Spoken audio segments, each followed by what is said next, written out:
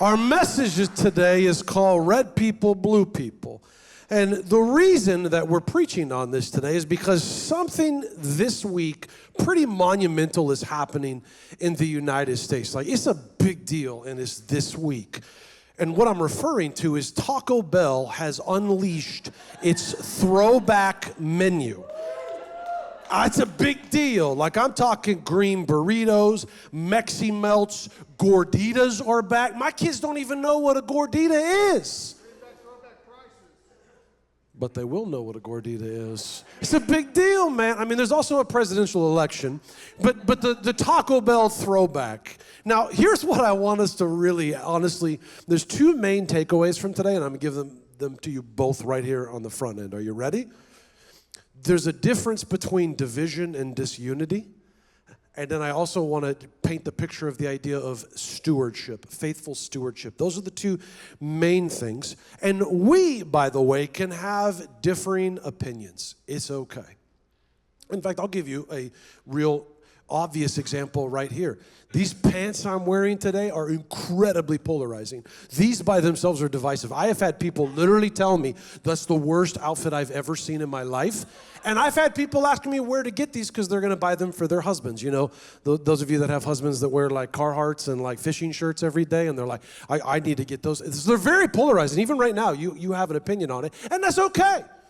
I'm going to show you. We're going to play a little game. Is that all right? Oh, it's rhetorical. I have a microphone. We're going to play a little game in which I'm going to show you that there can be differing opinions, possibly even division, really, on some subjects within a church context.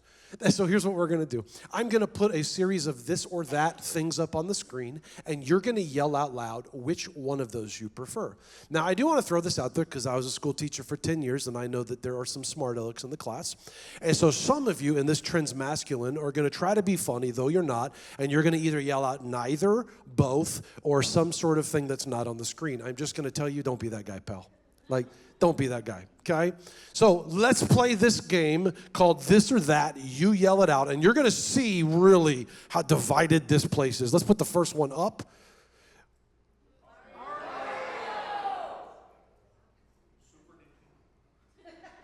Okay. Mario and Sonic, Super Nintendo versus Sega. Next one. Different opinions, McDonald's or Burger King. I know. Gerald calls it McDonald's. I was like, why do you call it that? He goes, you order a Big Mac. And I was like, paradigm shift. Next one. Camping versus glamping. I bet even if it's your first time here, you can guess which one I prefer. Just call it a hunch, you know? Okay, next one. Now, there's three here. I know. Which one? Which sport do you like the most? Baseball. Okay, all right. Some passion in the room for that one. Next one. Going out to eat or having a family meal at home? This one depends on your family. Yeah, depends on your family for sure. Okay, the most important one, the most divisive one. Put this up.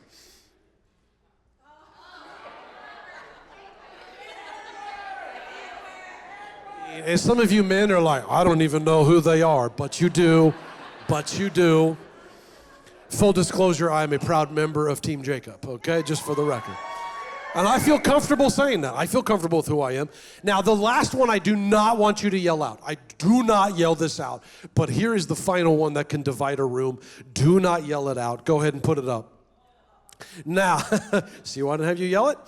Now, this is an exercise to show that in a room, there are differing opinions on things. And it also is included in red people and blue people. And some people are like, well, what about the green party? Please, come on now.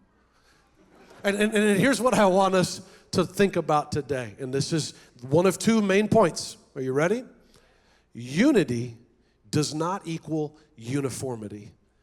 Unity does not equal uniformity. I have something for you that's going to show you the difference. This is a bag of Cheetos. This is what people think that unity within a church looks like.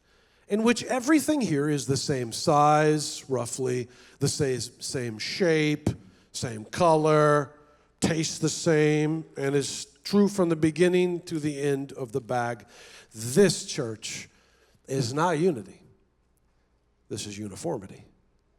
God's design for his people is not uniformity. Let me show you. God's design for church is more like Chex Mix. This is what unity looks like. Different sizes. Some of us are different shapes, different colors, different tastes. But we're better together, and I can prove it.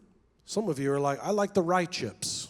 You know those little dark brown circles, right? But I noticed they don't make a product of a bag full of rye chips. Or if they do, they're not incredibly popular, right? Because rye chips are great, but they're even better when they're mixed together with corn checks, squiggle, breadstick. Wow, okay. Anyways, and this is really what it's designed for. And what if I told you that it is perfectly okay for you to be sitting next to a Republican? What if I told you that it is perfectly okay for you to be sitting and even be friends with a Democrat? Green Party, please. So, but I want us to walk away with this today is, what could this look like? Politics are a funny thing. They're a real funny thing. I had somebody send me a message this week, and they don't even live in this town, but they watch us frequently. And he sent me a message that says, when he saw the sermon title, he's like, I'm not watching this because I know all you're going to do is tell me to vote Trump. Is that really what you think? Oh, man, politics are a strange thing. I'm not going to tell you, by the way, to vote Trump, so some of you can breathe easy. What we're going to be talking about is so much more than somebody endorsing a candidate. What we're going to be talking about is, what is the church purpose? The church's purpose? And how can we have unity in a place full of people with differing opinions, including in politics? Now, here's the thing, though, is that there is politics, and I love politics. If you just have a conversation with me for 5 minutes, and you'll pick up on that. So, but let's talk about it. So I went to the wise sage Bill Murray to find out what he had to say about politics. This is what he says. He says, so if we lie to the government, it's a felony. If they lie to us, it's politics. As political satirist P.J. O'Rourke, this is what he said. The Democrats are the party that says government will make you smarter, taller, richer, and remove the crabgrass on your lawn. The Republicans are the party that say it's government doesn't work, and then they get elected to prove it.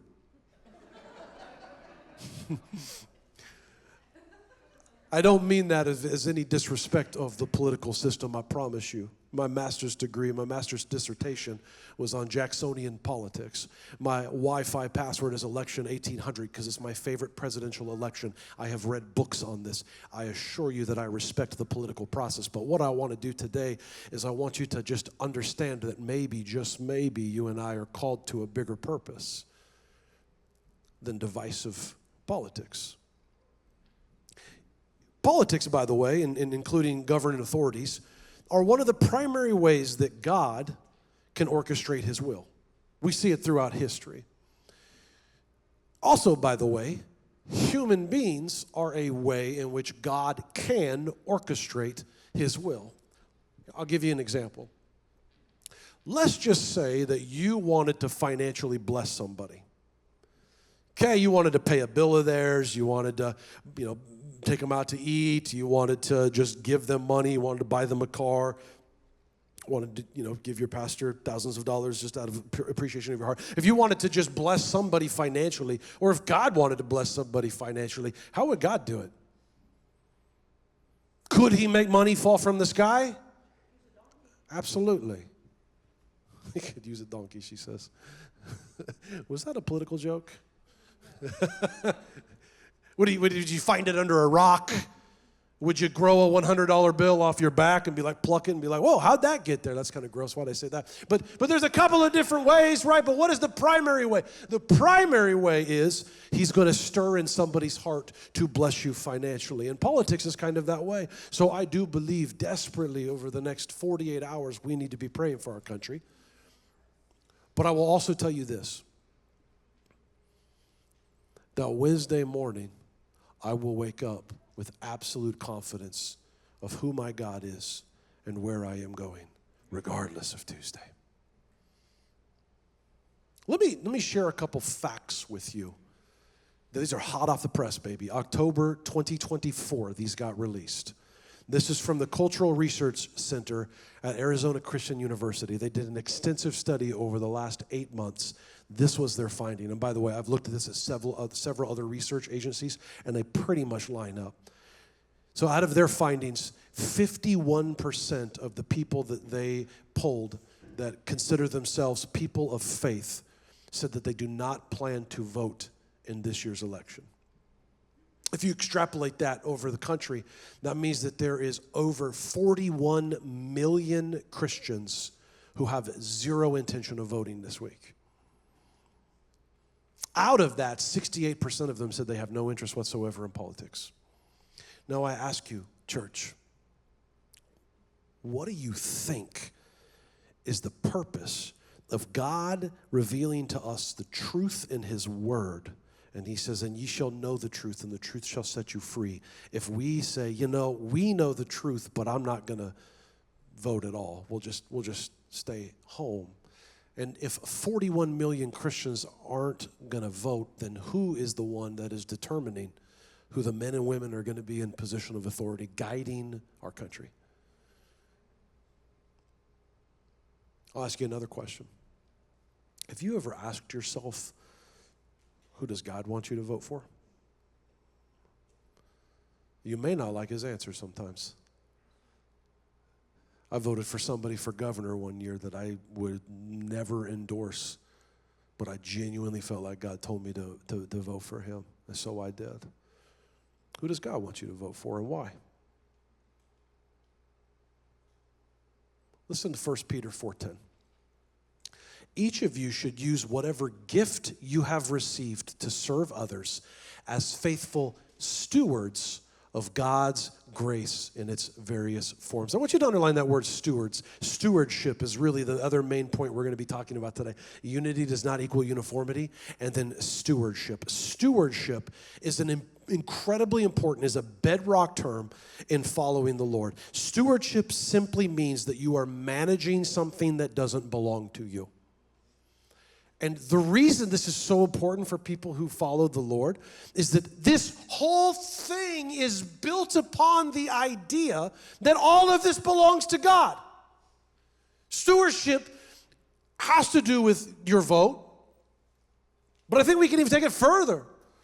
Stewardship is the idea that everything I have belongs to God. Those of you with children, you understand then that you didn't create them, because you don't have the power to create life. Only God does. And if that's the case, then that God gave you your children to steward for what purpose? To raise young men and women of God. Steward that gift well. Stewardship understands that the money that I have is actually God's. It belongs to God. So I'm going to steward it well. I find it interesting that people that want to tithe and say, I really want to tithe, we just can't ever afford it. And I'm like, why would God increase your finances? You're not being a faithful steward of what he's given you. Ooh, don't worry, we've already passed the offering plate. It's not coming back unless you want me to. No. Stewardship understands that every breath that I have comes from the Lord. It is his. Today is the day that the Lord has made. So what do you want with it, God? What do you want with my life? It's stewardship.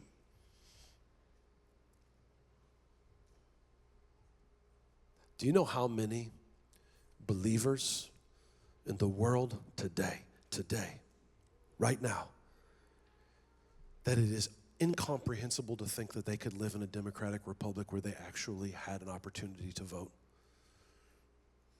There are believers today worldwide that are being killed and martyred for their faith today.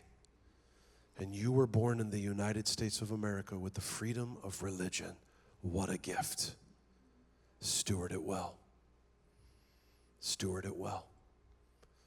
Ladies, you know how many women in the world today that it is completely unfathomable for them to think that they could have equal rights, let alone be treated with decency and respect and have the ability to vote? It's unfathomable for them to even think about that as a possibility.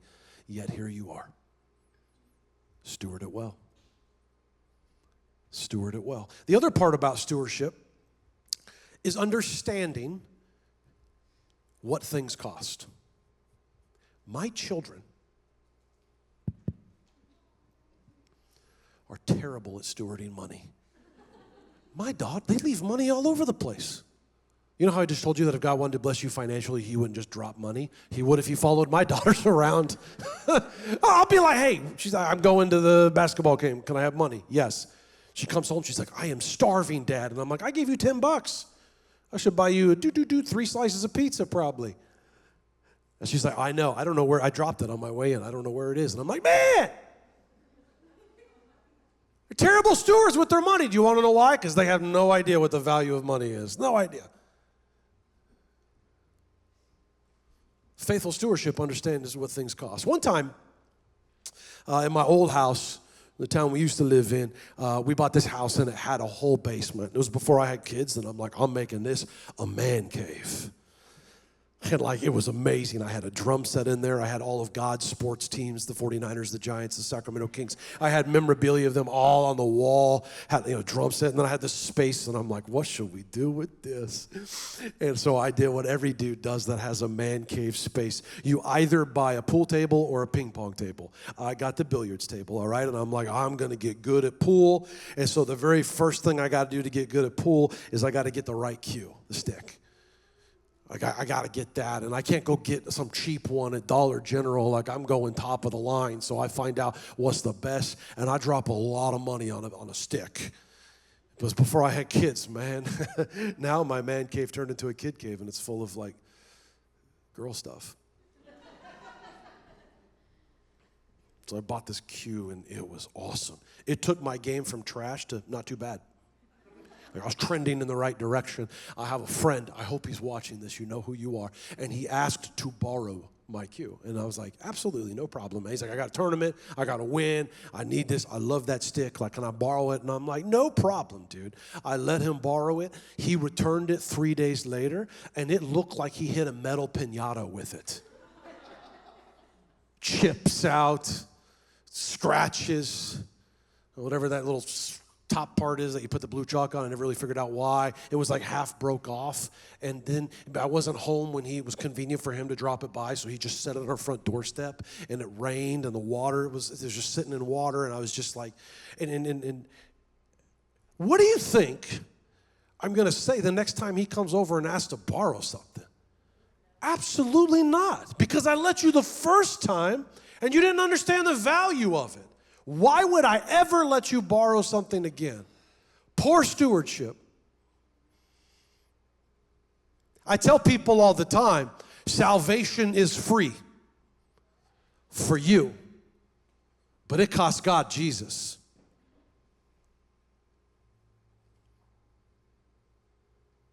Ministry costs us a lot of money in goldfish. You wouldn't believe how much goldfish we spent at this church. Religious freedom and the freedom to vote is not free. Let me show you some statistics about the price of freedom. U.S. News report just released from 1980 to 2022. So no major wars, skirmishes, a few things like that, but no major wars. 1980 to 2022, nearly 61,000 men and women have died in active duty in our country. That doesn't even include, by the way, the nearly 250 per year on average that die due to self-inflicted wounds from PTSD from combat. What does that mean to the widower or the widow when you don't steward that gift? what does it mean? I'll take a step further. According to the National Archives, the Vietnam War, we had 58,220 casualties in combat, and that does not include remnants of complications from Agent Orange. I'll take it one layer further. World War II, according to the National World War II Museum, 407,316 soldiers died in World War II. Church, we must be the most faithful stewards in the world because we know the price of things. Now, I think we understand now, if you don't vote on Tuesday after hearing this. But I want to talk for a moment about what the political system looks like because it is important.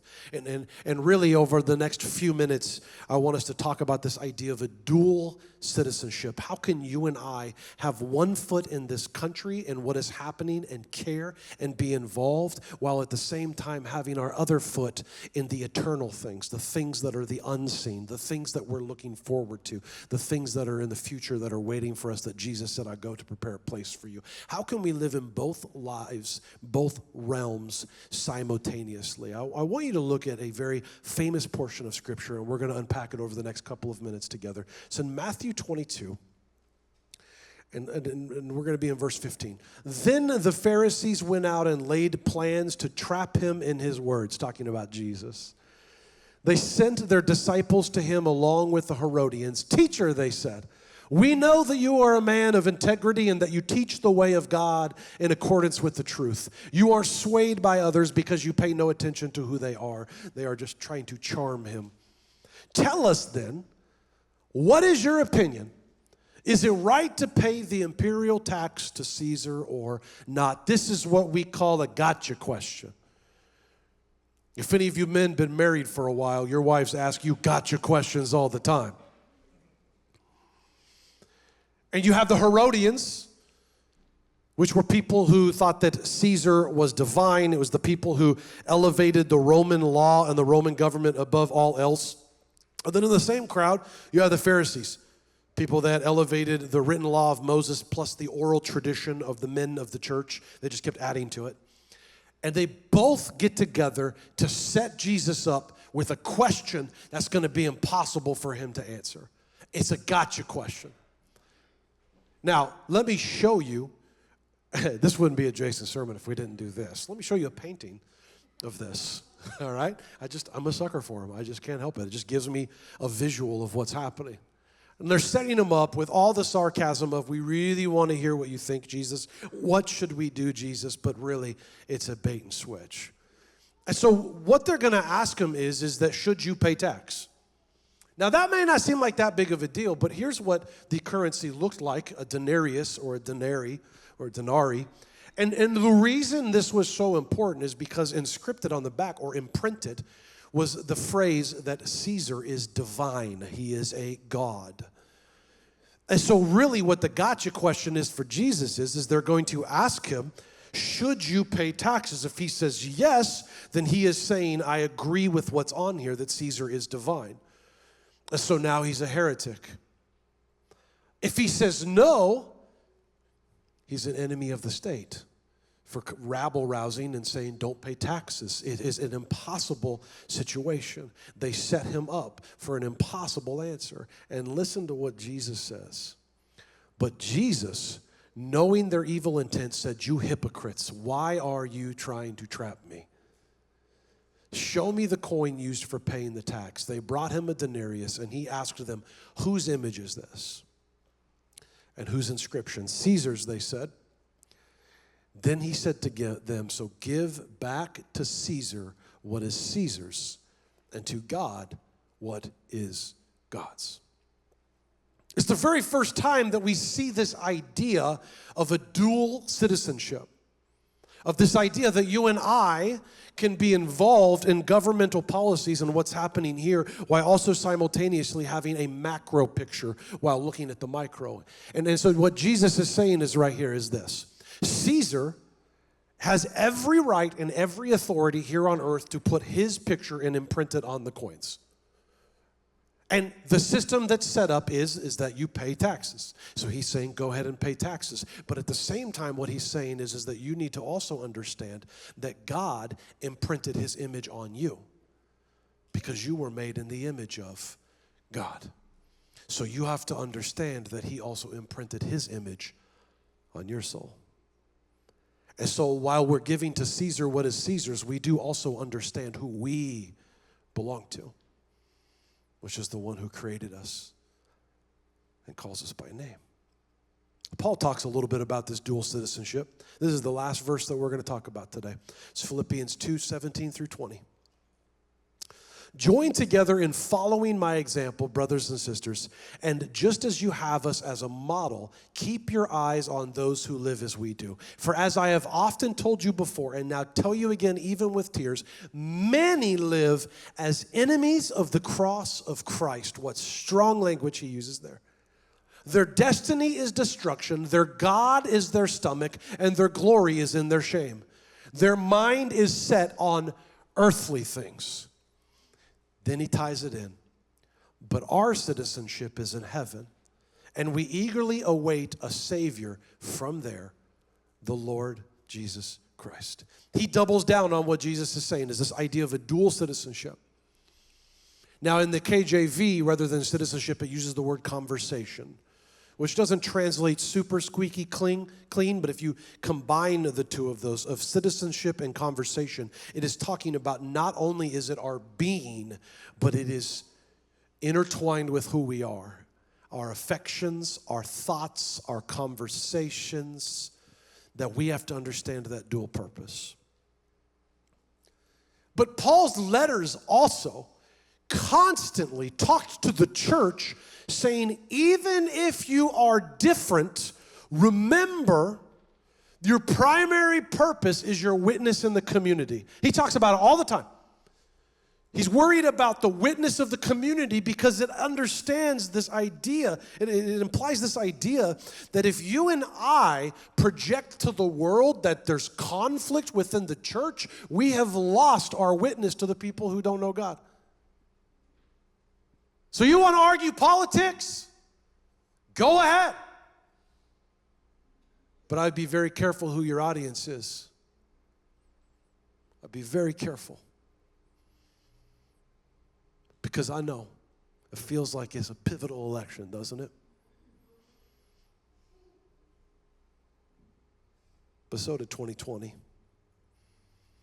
And so did 2016. And so did 2012. Some of you are like, I wasn't able to vote for 2012. Shut your mouth, please.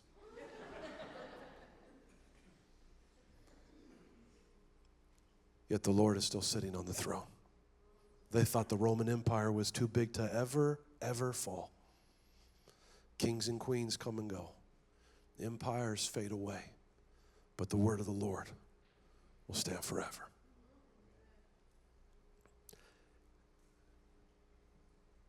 Unity does not equal uniformity. You and I can disagree on politics,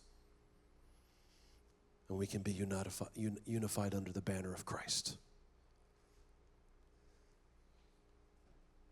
You and I can understand stewardship. What if our vote wasn't ours? What if it's a gift from God, and we are to steward it to bring him glory? Then I ask you, which candidate has the higher chance with their policies and their values to bring God glory and to not go against his word? Pray for who you're going to vote for. I wanted to, I was thinking this week about okay, this is what I want to preach on. And it's really hard when you preach on politics, by the way, because most of the time you're like a basketball referee. Every time you blow the whistle, half the gym thinks you're an idiot. It's kind of that way in politics. I've had a person leave a church before that I was on staff of because of something I posted about politics, and it was just a meme. I thought it was just funny. And I was like, that's all it takes for you to leave this church? Oh my gosh, stick around. I'll find other ways to make you mad. But I really, really, really think the more value in this is to show that we can have unity without having uniformity. and that you and I can stand up and represent the dual citizenship that we have. I'm hoping that Tuesday goes a certain direction. But my hope is anchored in the Lord. Is yours? Thank you so much for watching this video. It truly is an honor to be able to spend a little bit of time with you. I want to encourage you, if you want to keep up with all of the latest things going on at Centerpoint Church, you can subscribe to this channel. You can hit that bell for alerts so that you won't miss anything. And most importantly, if this impacted you in any way, I want to hear about it. We want to celebrate with you. We want to serve you. So if you go to centerpointtn.com, click on Contact Us, and we can't wait to get connected with you.